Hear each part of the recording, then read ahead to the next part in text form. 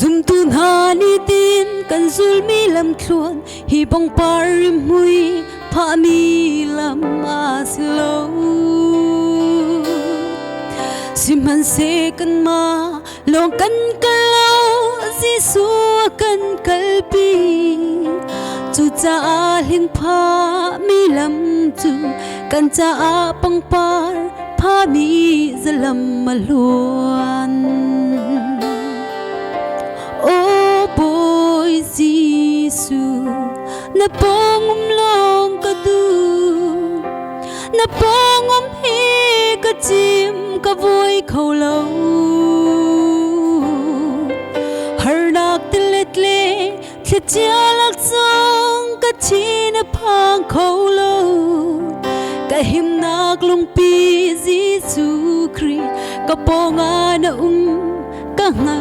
ka chin phang lâu.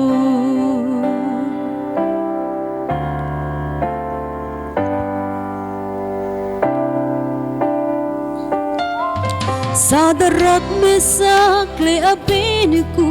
mai puti nung chu na pina cha pathum khapli inan muna chu boy pa na si mai kang khâu lo kan pathian chu kan ma lei na trăng ka hal ka chin phang lo. Oh boy Giêsu na pangum long ka du na pangum hi ka chim ka voi khâu lâu har nak tle tle khi chia lak song ka chi na phang khâu lâu ka him nak lung pi Giêsu Christ ka ponga na ka hal ka chin phang lo.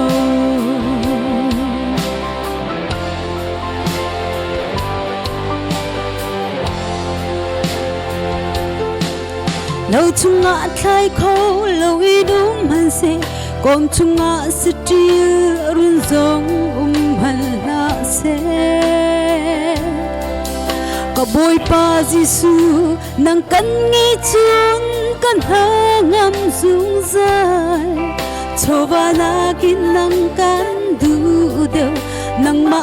zai zong ka ngai hallelujah.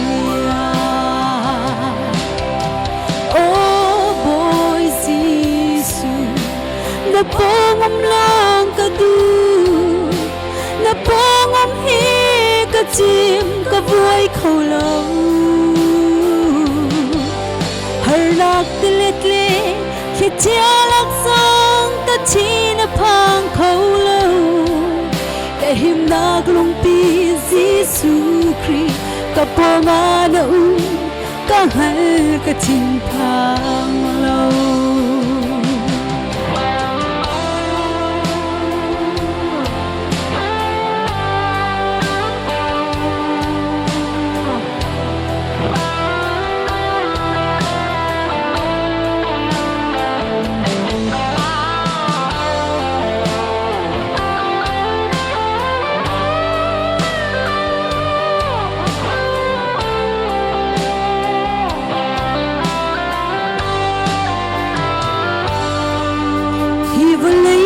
Chia le ti nung zot le fa dam lo zitla kha tong man ni ka sin ana ka hal boy pa cha ka na anga ke him na ra shua thabi ka dam na si boy thabi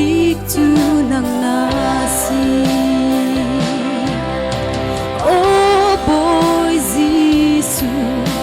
Na pangum lang ka du na pangum hi ka chim ka voi khâu lâu har nak tle tle khi chia lak song ka chi na phang khâu lâu ka him nak lung pi Giêsu Christ ka ponga na ka hal ka chin phang lo. apo nga na kangal ka chin phang lo apo nga na kangal ka chin phang lo